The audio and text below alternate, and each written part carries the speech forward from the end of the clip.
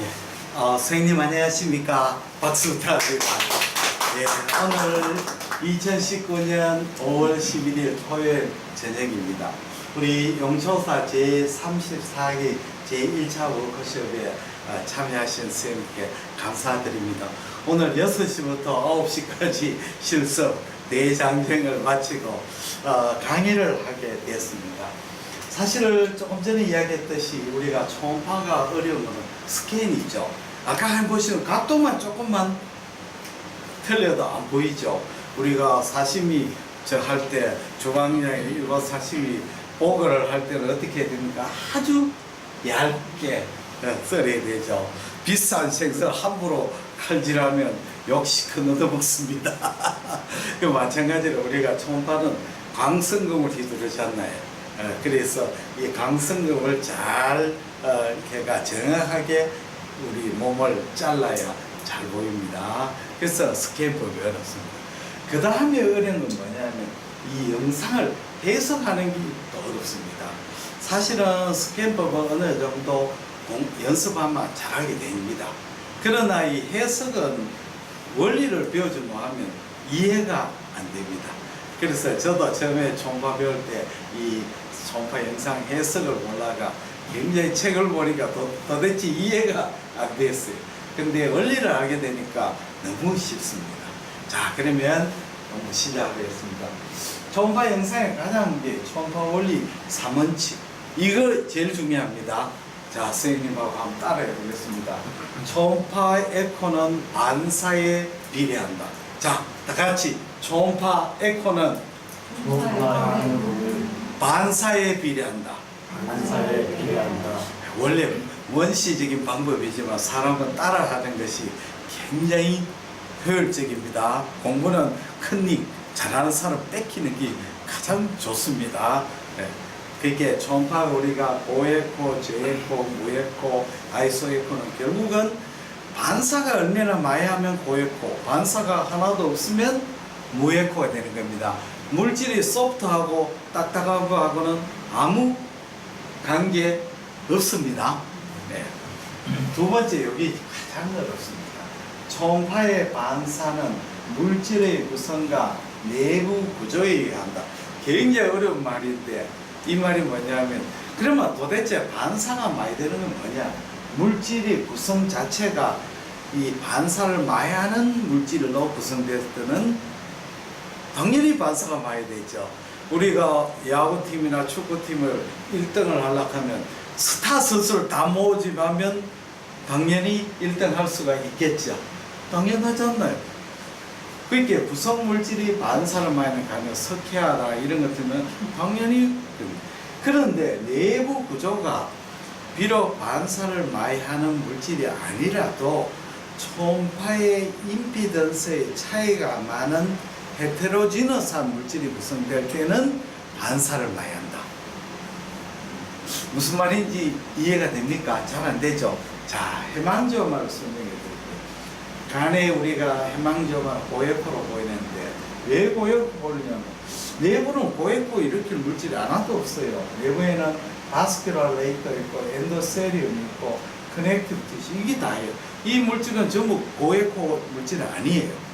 그런데 초음파 빔이 요 통과하면서 바스큘라 레이크하고 주위의 엔도세리움 커넥티브 티슈하고는 음양 계면차가 굉장히 크기 때문에 초음파는 음양 계면차의 차이가 큰 물질을 통과할 때는 강하게 반사합니다.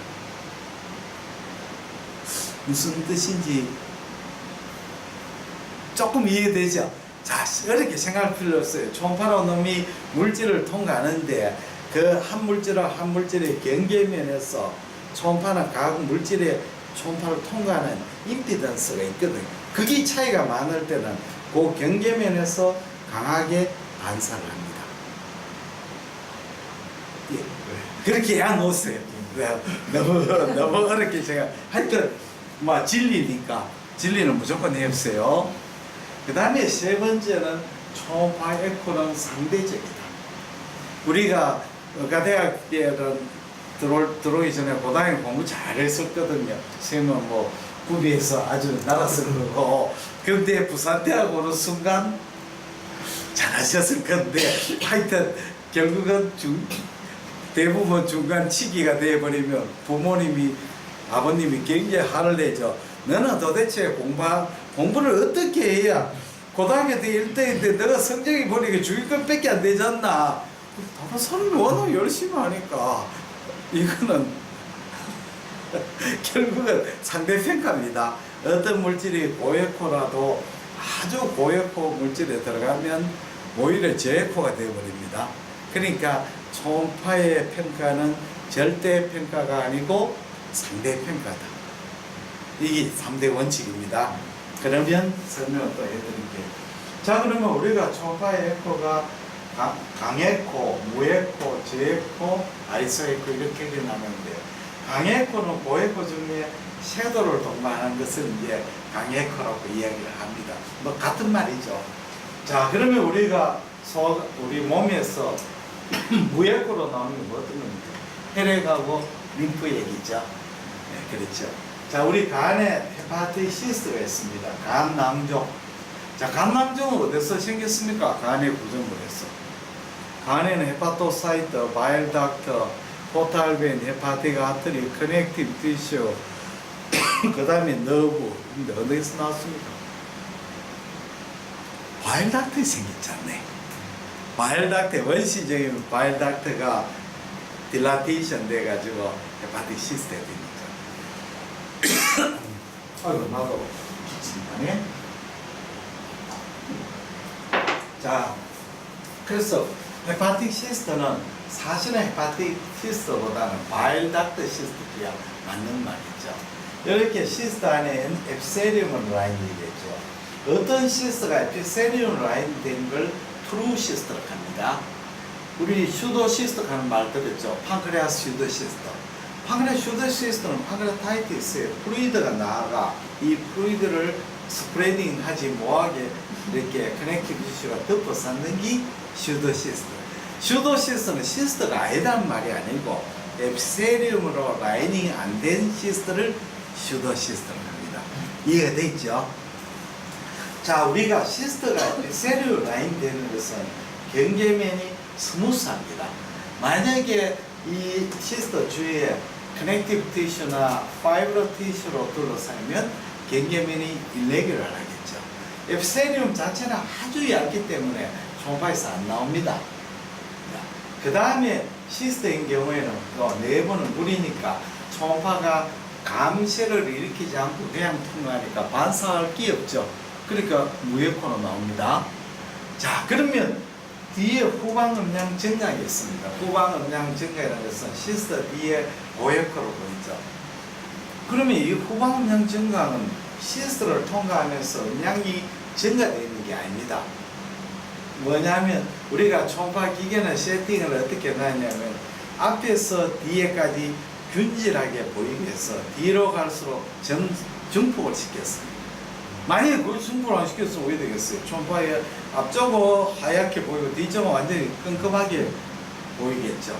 그러니까 뒤에서도 이 감쇄를 고려가 이 점수를 올리나 증폭을 시킵니다. 그러니까 초음파에 우리가 볼 때 아까 서브코스탈 스캔에서 프로브에서 행경방까지 비교적 분질하게 보이지 않습니까?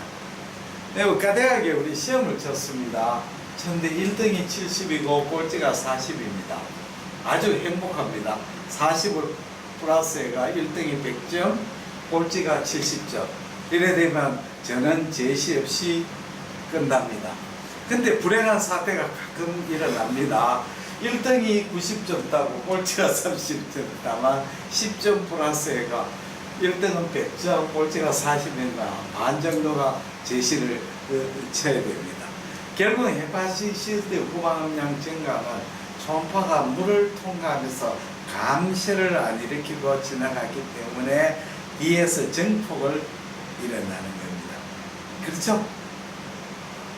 아, 쌤들 전부 다 믿음이 없어가 전부 다 김민봉 쌤 저 이상한 엉터리 거짓말 한다 하고 전부 다 안 믿고 있어요. 믿음을 가져야 돼요. 자, 그렇게 됩니다. 자, 그 다음에 중요한 게 있습니다. 우리가 초음파가 이렇게 물 경계면에서 이 간실질에서 초음파의 전달 속도하고 물에서 전달 속도가 틀려요. 물은 감시는 안 일어나지만 전달 속도가 느립니다.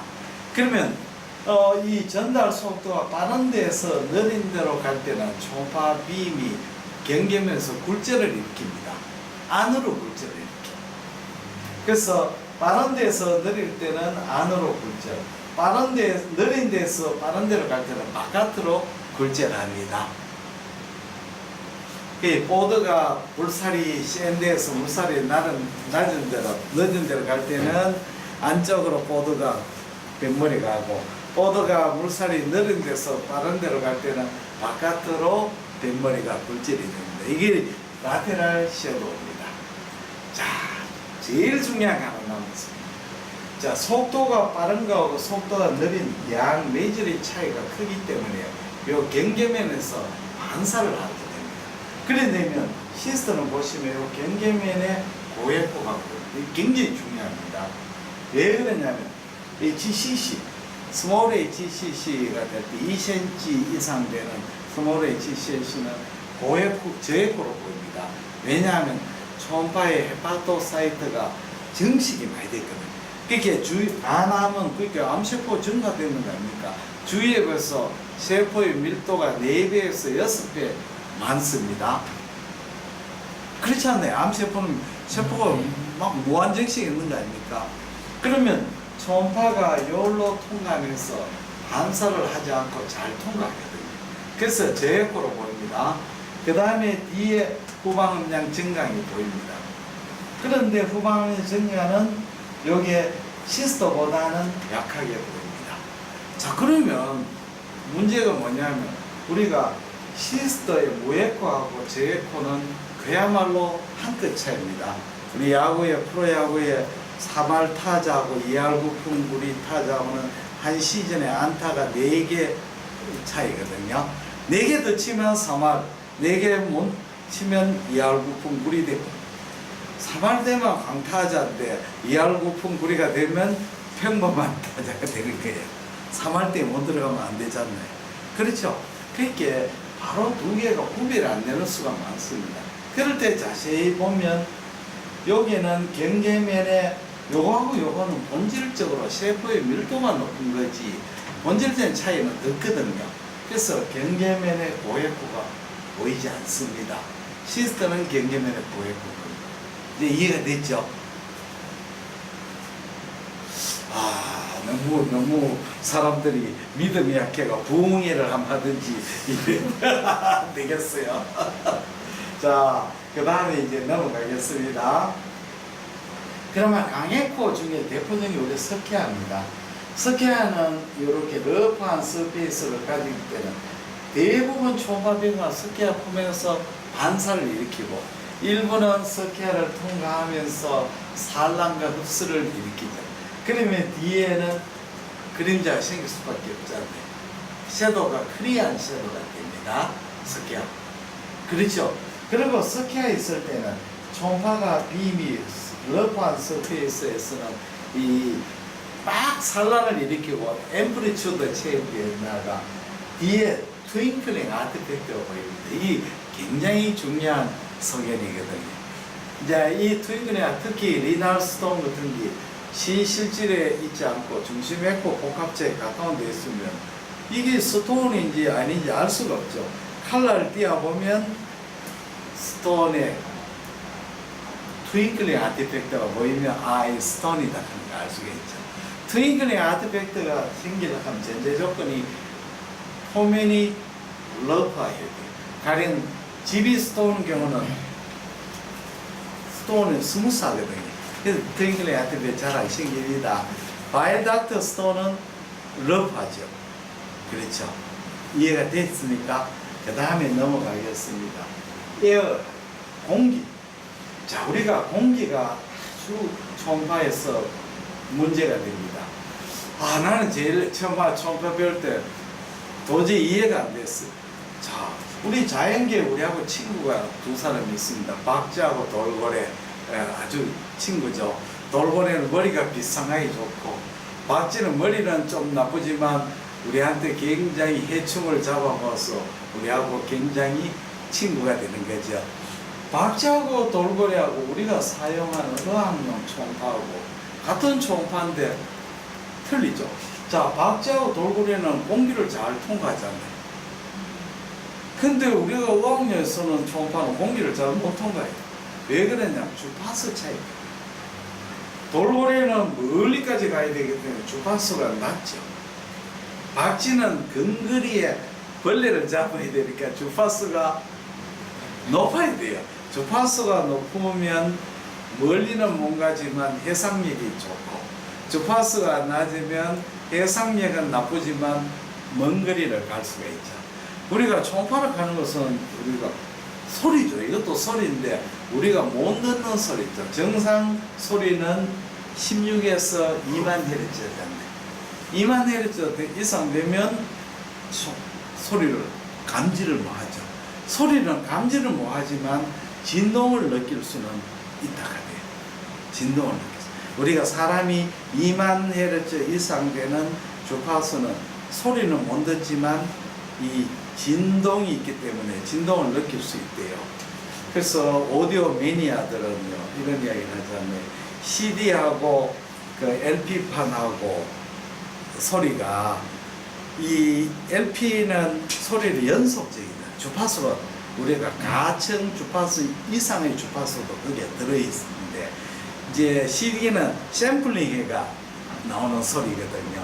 그래서 뭐 참말이 거짓말인지 모르겠지만 오디오 아주 매니아는 LP를 들으면 소리가 연속적이고 그 소리가 고음이 쫙 뻗어나가는 느낌이 들고, CD는 고음이 끊기는 느낌이 든다. 불화극기도 하고 참말 같기도 해요. 근데 그거는 좀 일부 말이 맞아요. 옛날에 이승엽이가 한참 홈런왕 될 때 뭐였냐면 삼성에 딱 치잖아요. 치가지고 외야프라이 나왔는데 딱 보니까 외야프라이를 아웃 때릴 줄 알았는데 넘어가 버리더라고. 홈런이 되고. 이승엽이가 이제 막 나중에 이제 은퇴할 쯤 때를 어떻게 하면 탁 치니까 외야프라이 날아가서 홈런 될 줄 알고 폼을 딱 잡았는데 갑자기 공이 외야에서 고마 떨어져가 외야프라이 아웃이 됐다. 그렇게 전성기에는 공끝이 힘이 살아가지고 담장을 넣는데 은퇴기에는 똑같이 외야프라이로 높이로 나갔는데 공이 고만 힘이 없어가 떨어져가 아웃이 되거든요. 막 그 쓸데없는 이야기고.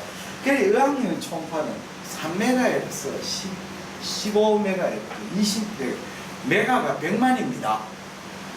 그렇게 200만에 300만에서 2000만 메가 이 정도로 높은 주파수는 공기를 잘 통과 못합니다. 그래서 우리는 초음파를 쓸 때 어떻게 하냐면 이걸 젤을 쓰는데, 젤을 쓰는 목적은 첫째는 공기를 잘 통과하기 위해서, 두 번째는 프루브하고 스킨하고의 접촉을 좋게 하기 위해서 쓰는 거죠. 이해가 됐죠? 네. 그러면 설명을 듣겠습니다. 자, 우리가 이제 공기인 경우입니다. 공기가 아주 극소량의 공기일 때는 점상 고액으로 보입니다. 점으로 보입니다. 근데 공기가 좀 많으면 밴드 형태로 보이죠. 우리가 헤르페스 조스타 근데 우리만 한자로 쓰면 뭡니까? 대상포진 하잖아요. 그 대자가 뭐냐면 이렇게 포진이 줄을 쭉 연결되는 띠를 형성하는 포진이다. 그 포진한 물집 아닙니까?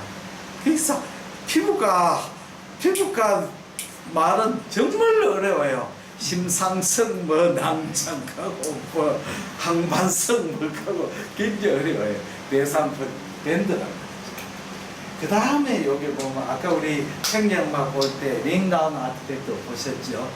그거는 왜 생겼냐면 알비올라에 에어가 있는데 에어 안에 플루이드가 딱 있으면 요 플루이드가 같이 깔때기처럼 되어 있거든요. 초음파 빔이 요 깔때기 안에 들어가 리버브레이션을 일으키가 링다운 아티팩트. 링다운 아티팩트 생기면 어떤 때죠? 공기가 있고 공기 안에 액체가 보여 있구나. 그렇죠? 그 다음에 요거는 이제 공기가 엄청 많을 때는 더티 섀도우를 만들죠. 더티 섀도우. 왜냐하면 공기는 이 석회하는 침이라지만 이거는 공기는 침을 안 하니까 틈새 전파 빔이 빠져나가 이런 섀도우를 씁니다. 이런 소견은 바로 공기를 시사하는 아주 중요한 소견입니다. 감동이 좀 없어요. 나중에 다 진리를 깨우칠 겁니다. 자, 이게 이제 지방을 하겠습니다. 오늘은 여기까지만 하겠습니다. 선생님도 남편도 계시는 분도 많고 또 멀리도 가야 돼요. 이게 제일 어렵습니다. 자, 내 말을 잘 들으십시오. 자, 우리가 초음파가 어떤 물질을 통과할 때 어떤 물리학적 현상을 일으키냐면 아까 말씀 반사가 있죠. 그 다음에 안으로 들어가죠. 들어가 흡수 있죠. 또 산란을 일으키기도 하죠. 초음파 빔이 막 옆으로 붙이죠.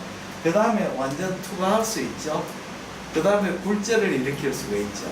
지금까지 내가 반사, 흡수, 굴절, 투과는 다 했는데 산란을 이야기 안 했거든. 산란을 잘 알아야 돼. 자, 우리가 초음파에서 지방간을 보면 어떠냐면 초음파가 표면에는 고액호고 뒤쪽에는 신부감시로 저액호로 나오잖아요.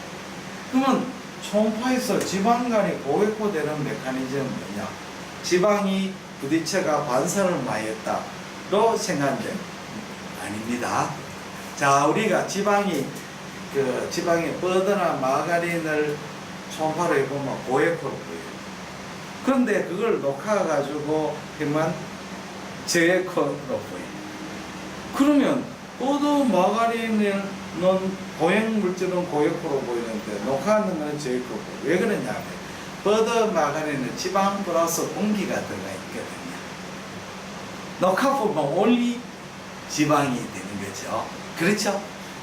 자, 그러면 우리가 지방간에서 고액호되는 메커니즘은 뭐냐?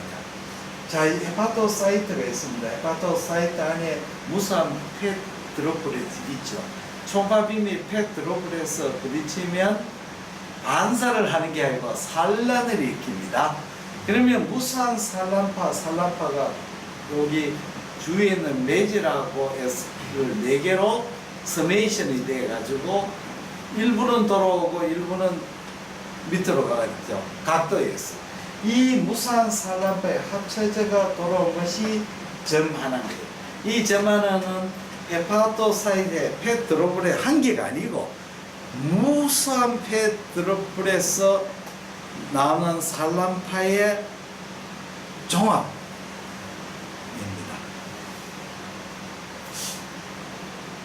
맞습니까? 믿습니까? 불신자가 너무 많아가지고 좀 더 진행해야 되겠습니다. 그렇게 믿으세요.